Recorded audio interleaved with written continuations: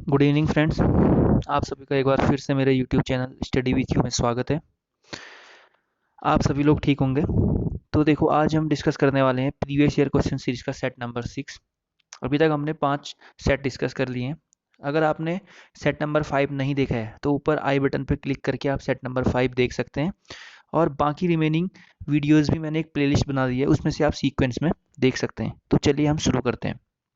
देखो, शुरू करने से पहले हमेशा की तरह हमारा आज का कोट कोट है, जिंदगी खेलती भी उसी के साथ है जो खिलाड़ी बेहतरीन होता है।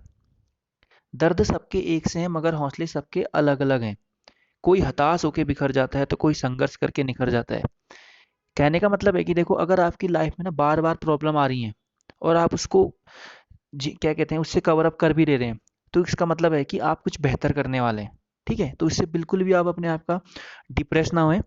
ये समझ लें कि आप लाइफ में कुछ और बेहतरीन करने वाले हैं, इसी वजह से आप बार बार छोटी चीज़ें में आप फेल होते जा रहे हैं। तो इसलिए कोशिश करते रहिए और एक दिन आप अपने शिखर पे होंगे।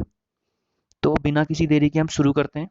देखो, आज का हमारा पहला क्वेश्चन है, कौन सी विदेशी देश कौन सा विदेशी देश सबसे पहले भारत के साथ व्यापार करने आया था। ठीक है, अब देखो, अंग्रेजों में सबसे पहले अगर हम करते हैं, अगर फॉरेनर्स में कहते हैं, तो सबसे पहले हमारे पुर्तगाली आए थे। ठीक है, पुर्तगाली आए थे हमारे सबसे पहले यहाँ। अब देखो, पुर्तगाली में भी सबसे पहले आया था हमारा वास्को डी गामा। ठीक है, Vasco D gamma, Vasco D gamma. ये हमारा 1498 में इंडिया में आया था। इंडिया में भी ये कालीकट में आया था। एक तट का नाम है कालीकट, उस जगह पे ये आया था। और कालीकट में इसका स्वागत किया था जमोरिन ने। ठीक है, तो इस क्वेश्चन का राइट आंसर क्या हो गया? पुर्तगाल। नेक्स्ट क्वेश्चन देख लेते हैं। नेक्स्ट क्वेश्चन है हमारा, भारत में पहली फ्रेंच फैक्ट्री कहाँ स्थापित की गई थी?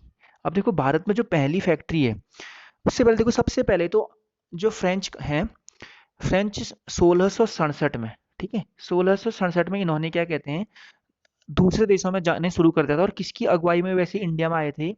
ये आए थे 1667 में अपने फ्रांस से, फ्रांसिस कैरोन के क्या कहते हैं अंडर में भारत आए थे। ठीक है, और भारत में इन्होंने सबसे पहले 1668 में, इनकी जो पहली फैक्ट्री थी वो सूरत में थी, और 1668 में ही इनकी दूसरी फैक्ट्री मसूलीपट्टनम में थी। ठीक है, मसूलीपट्टनम। ठीक है, अब कैसे याद करें पहली फैक्ट्री का? देखो, पहली फैक्ट्री फ्रेंच का ना बहुत ही इजी है। देखो, हम फेस को हिंदी में क्या कहते हैं? फेस। फेस को हिंदी में हम सूरत ही तो कहते हैं ना। देखो, तो इसका फेस कैसा है, यानी कि इसकी सूरत कैसी है, तो ये बहुत ही इजी बन गया। तो इसका राइट आंसर क्या हो गया हमारा? सूरत। नेक्स्ट क्वेश्चन देखते हैं।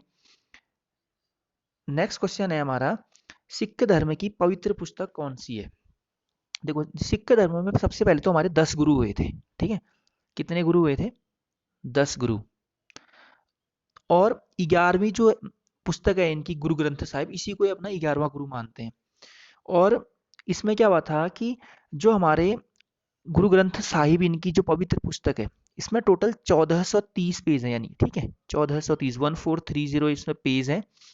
और इसमें 1469 ईस्वी से 1708 तक जितने भी हमारे गुरु हुए थे, यानी कि टोटल 10 गुरु, उन सब के बारे में बताया गया है कि किसने क्या चीज ऐड करी है, क्या चीज उनके अच्छे का वो थे, ये सब इसमें ऐड किए गए हैं। तो सिख धर्म की पवित्र पुस्तक क्या हो गई? गुरु ग्रंथ साहिब। तो अब नेक्स्ट क्वेश्चन देखते हैं। नेक्स्ट क्वेश्चन है हमारा, नालंदा विश्वविद्यालय को नष्ट करने वाला मुस्लिम शासक कौन था? देखो, आप सभी को पता होगा कि जो हमारा मोहम्मद गौरी था, ठीक है, मोहम्मद गौरी, इसका एक सेनापति हुआ करता था। सेनापति कौन था वो? बख्तियार खिलजी। बख्तियार खिलजी।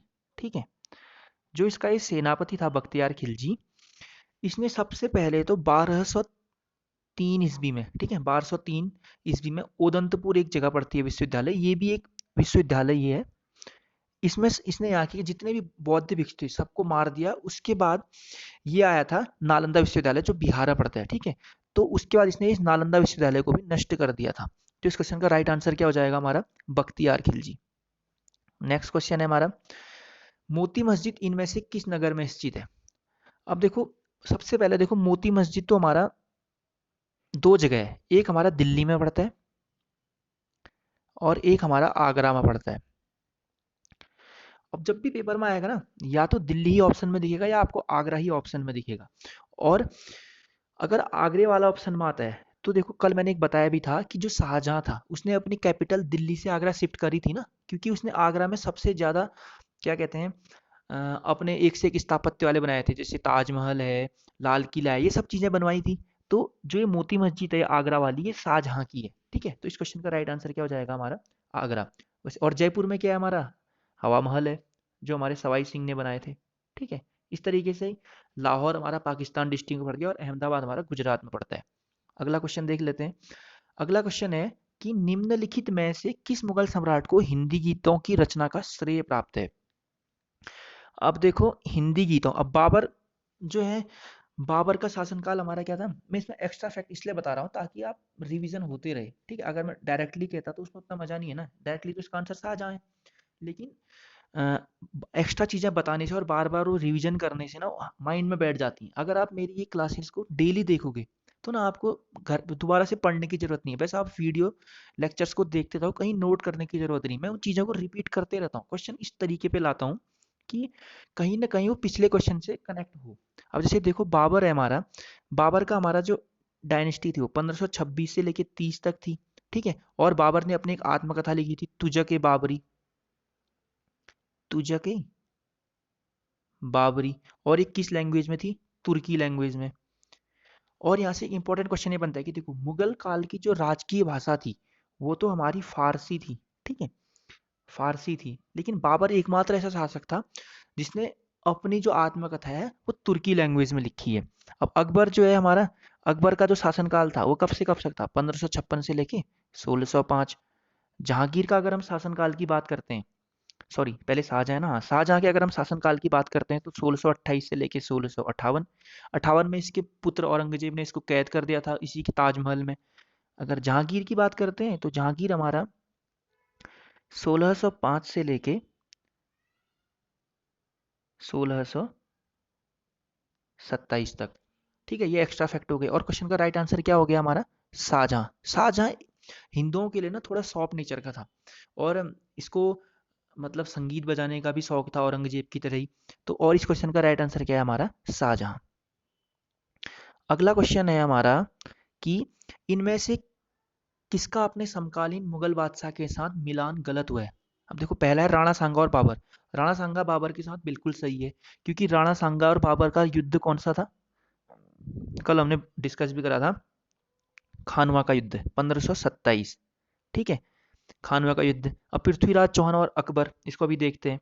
अगला है जुझार सिंह शाहजहां, ये बिल्कुल सही है। उससे अगला है जसवंत सिंह औरंगजेब, ये भी बिल्कुल सही है, ये भी।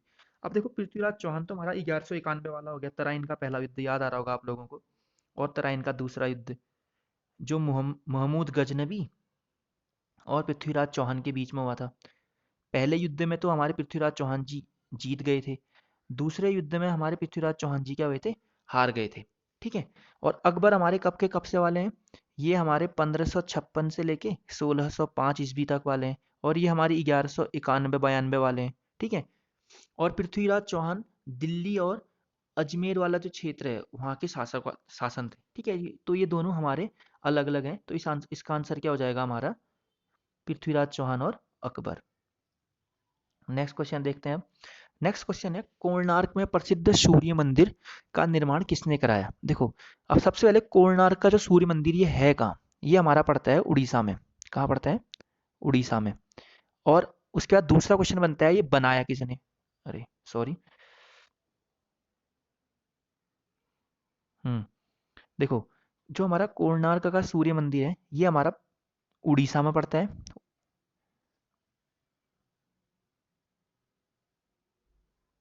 उड़ीसा। और ये बनाया किसने? देखो, ये बनाया था गंग वंश के जो राजा थे हमारे। ठीक है, गंग वंश के राजा नरसिंह फर्स्ट, नरसिंह फर्स्ट ने बनाया था। कब बनाया था ये? देखो, इसका आप सन याद कर लो, अगर सन याद नहीं हो रहा है, सन तो इसका 1250 है। और अगर सन याद नहीं होता तो ये याद कर लेना, 13वीं शताब्दी में। ठीक है, 13वीं ईस्वी में। तो ये हमारा इसका आंसर हो गया कि कोणार्क हमारा किसने बनाया था? नरसिंह फर्स्ट नहीं। और जो कोणार्क का सूर्य मंदिर है, इसी को हम ब्लैक पैगोडा भी कहते हैं, ठीक है, ब्लैक पैगोडा। और इसको ब्लैक पैगोडा अंग्रेजों ने कहा था, ठीक है। और करंट के बाद में कहें तो कोणार्क का सूर्य मंदिर भारत का एकमात्र ऐसा मंदिर है जो 100% सोलराइज्ड टेम्पल है, यानी कि इसमें जो पूरी की पूरी लाइट सनलाइट के थ्रू अब होती है, जैसे इसको कोयले वाली लाइट या एक्स्ट्रा लाइट की जरूरत नहीं है। ये इसमें एक्स्ट्रा फैक्ट थे। नेक्स्ट क्वेश्चन देखते हैं हमारा। नेक्स्ट क्वेश्चन है, गुरु नानक का उत्तराधिकारी कौन है? देखो, गुरु नानक का उत्तराधिकारी गुरु अंगद है, ठीक है। गुरु अंगद ने ही हमारा गुरुमुखी भाषा का विकास किया था, गुरुमुखी भाषा का विकास किया था। और जो गुरु अंगद है, इनका जो अगर हम जन्म की बात करें, मतलब कब से कब तक इनका है, तो ये 1504 से लेके 1552 तक है, ठीक है। और अगर हम गुरुमुखी भाषा की बात करें, तो गुरुमुखी भाषा हमारी इसी की भाषा की वजह से गुरु ग्रंथ साहिब में लिखी गई, या पंजाबी जो लैंग्वेज लिखते हैं इसी लैंग्वेज की उसमें लिखी जाती है, ठीक है, गुरुमुखी भाषा के बेसिस पे। अब इसमें देखो, गुरु अर्जुन देव हैं, ये सिखों के 5वें गुरु थे। और सिखों के 5वें गुरु जो अर्जुन देव थे, इनको औरंगजेब ने क्या कर दिया था? फांसी की सजा दे दी थी। क्यों दी थी? क्योंकि गुरु अर्जुन देव ने औरंगजेब के भाई दारा सिकोह को आश्रय दिया था, तो इसी के उसमें क्रोध में उसने गुरु अर्जुन देव को फांसी की सजा दे दी थी। तो नेक्स्ट क्वेश्चन देखते हैं अब हम। नेक्स्ट क्वेश्चन है, यादव राजाओं की राजधानी कौन सी थी? देखो, यादव राजाओं की राजधानी देवगिरी थी, ठीक है। देवगिरी को मोहम्मद बिन तुगलक ने क्या नाम चेंज कर दिया था इसका? दौलताबाद, ठीक है। देखो, एक क्वेश्चन से ना कितने सारे क्वेश्चन बन जाते हैं। हम अभी यादव राजाओं थे, यहाँ से हम कहाँ पहुंच गए? सीधे तुगलक डायनेस्टी के मोहम्मद बिन तुगलक। और दौलताबाद या देवगिरी कहाँ पड़ता है? महाराष्ट्र में, ठीक है, ये हमारा महाराष्ट्र में पड़ता है। और जो हमारा ये देवगिरी है, ये बसाया किसने था? ये ज्यादा इंपॉर्टेंट है। देखो, तो ये बसाया था यादव राजा भिल्लल ने, ठीक है, यादव राजा भिल्लल ने। कब बसाया था? 1187 ईस्वी में, ठीक है। तो ये इसका एक्स्ट्रा फैक्ट हो गया। नेक्स्ट क्वेश्चन देख लेते हैं। नेक्स्ट क्वेश्चन है हमारा, दी गई घटनाओं को उनके काल अनुक्रम अनुसार लगाएं। अब देखो, सिपाही विद्रोह हमारा कब से कब तक हुआ था? देखो, आप सभी को याद होगा हमारा 10 मई 1857 वाली बात, मंगल पांडे 31 इन्फेंट्री बटालियन, ठीक है।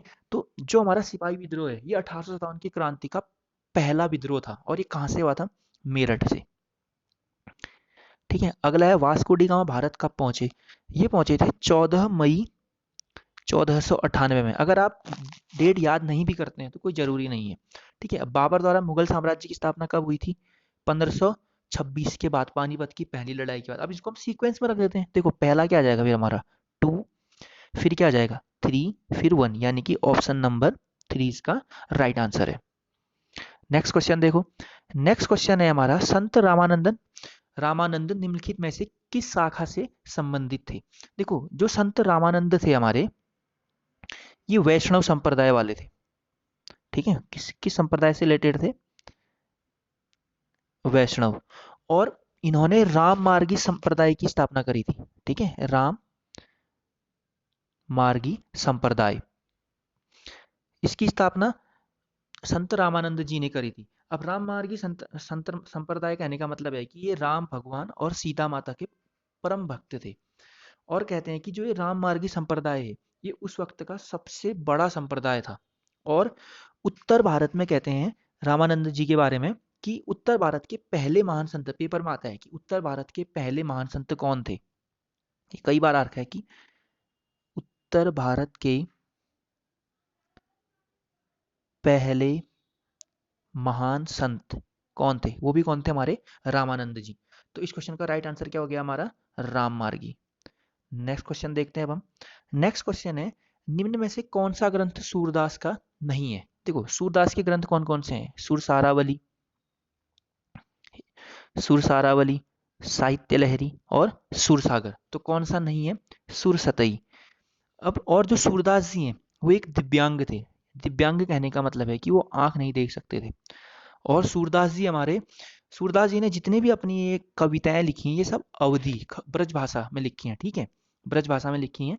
और ये कृष्ण भक्त के अनन्य भक्त थे, मतलब कृष्ण भगवान के सबसे बड़े भक्त माना जाता है इनको। जैसे मीराबाई जी है ना, ठीक उसी तरह सूरदास जी भी हैं।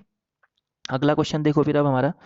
अगला क्वेश्चन है कि निम्नलिखित में से किस प्रतिहार शासक ने वर्तमान भोपाल शहर बसाया था या बनाया था। देखो, भोपाल शहर तो हमारा बसाया था मिहिर भोज ने, ठीक है। तो किसने, इसका आंसर क्या हो गया, मिहिर भोज। अब मिहिर भोज के बारे में देखो, एक्स्ट्रा फैक्ट ये है कि जो भोपाल में कोलांस नदी है, ठीक है, एक नदी पड़ती है भोपाल में, कोलांस नदी, इसके ऊपर इन्होंने मिट्टी का एक बांध बनाया था, ठीक है, मिट्टी का बांध। अब ये इंपॉर्टेंट क्यों है, अब जैसे मैं लिख तो दिया, ये जरूरी, मैं, तुम सोच रहे हो कि लिख क्यों रहा है, अब ये जरूरी इसलिए है क्योंकि जो ये कोलांस नदी में जो मिट्टी का बांध बनाया था, इसका नाम मध्य प्रदेश सरकार ने 2011 में क्या रख दिया है, भोजताल, ठीक है, 2011 में इसका नाम भोजताल रख दिया गया है। और मध्य प्रदेश के सीएम कौन है हमारे, शिवराज सिंह चौहान, ठीक है, शिवराज सिंह चौहान। ये इस क्वेश्चन का राइट आंसर हो गया। अब नेक्स्ट क्वेश्चन देखते हैं हम। नेक्स्ट क्वेश्चन है, प्रसिद्ध खजुराहो स्मारक समूह का निर्माण किसके द्वारा किया गया था। देखो, खजुराहो के जो मंदिर है हमारे, ये हमारे मध्य प्रदेश में है, ठीक है, खजुराहो के मंदिर हमारे कहाँ हैं, मध्य प्रदेश में। और ये किसने बसाए थे, चंदेल शासकों ने बसाए थे। खजुराहो के जितने भी मंदिर हैं, ये हमारे चंदेल शासकों ने बनाए थे। और जो चंदेल शासकों का राज्य था, ठीक है, ये मध्य प्रदेश वाले एरिया में, बाद में इस क्षेत्र को बुंदेलखंड कहा जाने लगा। ये एक्स्ट्रा फैक्ट है, याद रखना चाहें रख सकते हैं, ठीक है, पेपर में कभी आ सकता है कि चंदेल शासकों के राज्य को बाद में किस नाम से जाना जाने लगा, तो इसको क्या कहेंगे हम, बुंदेलखंड। तो इस क्वेश्चन का राइट आंसर तो हमारा चंदेल हो गया। अब नेक्स्ट क्वेश्चन देखते हैं। नेक्स्ट क्वेश्चन है, निम्नलिखित में से कौन सा ग्रंथ कश्मीर के राजाओं का विस्तृत विवरण देता है। देखो, इस क्वेश्चन का राइट आंसर हमारा राजतरंगिणी। अब राजतरंगिणी किसने लिखी, कल्हण, ठीक है। और राजतरंगिणी जो है, ये पहली ऐसी पुस्तक है जो कश्मीर का विस्तृत इतिहास बताती है, ठीक है, कश्मीर का विस्तृत इतिहास के बारे में बताती है कि वहां पर किस तरीके की संस्कृति थी, राजा या किस तरीके की भौगोलिक क्षेत्र था, ठीक है। अब जो ये विनय पिटक है, ये बौद्ध वंश से रिलेटेड है, दीप वंश ये भी हमारा बौद्ध वंश से रिलेटेड है, और कथा सरित सागर ये भास ने लिखी थी। नेक्स्ट क्वेश्चन देखो अब हमारा। नेक्स्ट क्वेश्चन है, मध्यकालीन भारतीय इस्लामिक वास्तुकला के संदर्भ में पिष्टक का क्या अर्थ है। अब देखो, पहले पिष्टक को समझते हैं। देखो, जो ये पिष्टक है, ये हमारा लंबा एक प्रवेश द्वार होता है, ठीक है, लंबा प्रवेश द्वार। और प्रवेश द्वार को तोरण द्वार भी कहा जाता है, ठीक है। और जो ये पिष्टक होता था, ये आयताकार फॉर्म में होता था। किस तरीके के फॉर्म में होता था, आयताकार फ्रेम के उसमें होता था। और ये पिष्टक जो हम फारसी वास्तुकला है उसका एक प्रभाव है, ठीक है, पिष्टक में। यानी कि भारत में अगर ये पिष्टक बने तो जैसे इस तरीके से होगा, मान लो कोई एक ये बिल्डिंग है, तो इसमें प्रवेश द्वार अगर ये है, ठीक है, तो ये आयताकार फॉर्म में यहाँ पर इस तरीके से जो बनाते हैं ये ऊपर का, तो ये वाला जो हमारा होगा इसको हम पिष्टक बोलते हैं। और ये इसमें हमारा किसका प्रभाव दिखता है, फारसी वास्तुकला का, फारसी वास्तुकला का। तो इस क्वेश्चन का राइट आंसर क्या हो गया हमारा, लंबा प्रवेश द्वार। अब देखो, ये हमारे आज के क्वेश्चन थे। अब हम डिस्कस करते हैं, जैसे कल से मैं नई सीरीज लाया था, क्या थी वो, हमारी ट्रिक वाली।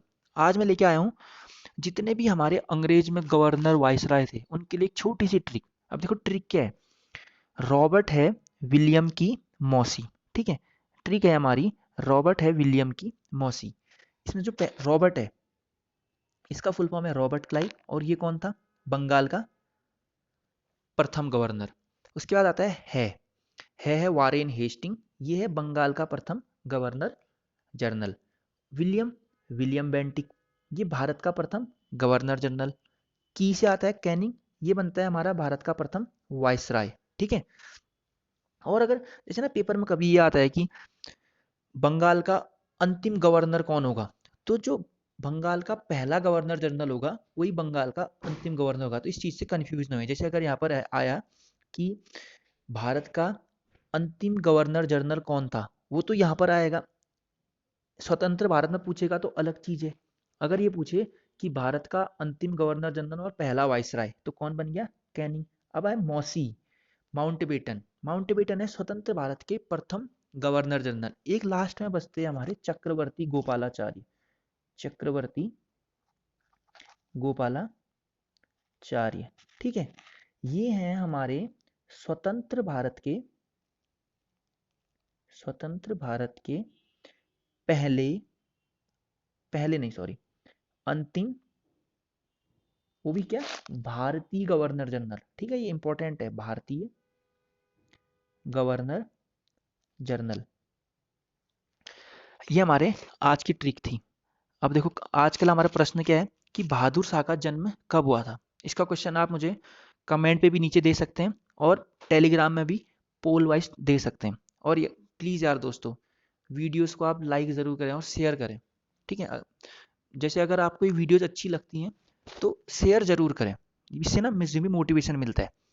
और अब देखो, अगर आपको टेलीग्राम चैनल पे जुड़ना है तो मेरी ये टेलीग्राम चैनल की लिंक है। ठीक है, टेलीग्राम चैनल की ये मेरी लिंक है जिसको मैं वीडियो के डिस्क्रिप्शन में डाल दूंगा और कमेंट में भी पहले मैं पिन कर दूंगा। ठीक है, तो उससे आप जुड़िए, आपको इससे फ़ायदा ही होगा यहाँ, क्योंकि आपको फ्री में पीडीएफ्स मिलती हैं। ठीक है, जितने भी मेरे सेशंस होते हैं उनकी सब पीडीएफ यहाँ आपको फ्री में अवेलेबल है आपको। ठीक है, होप सो आपको आज की वीडियो पसंद आई हो। अगर आपको पसंद आई तो वीडियो को लाइक करें, शेयर करें और चैनल को सब्सक्राइब ज़रूर करें। Okay, thank you.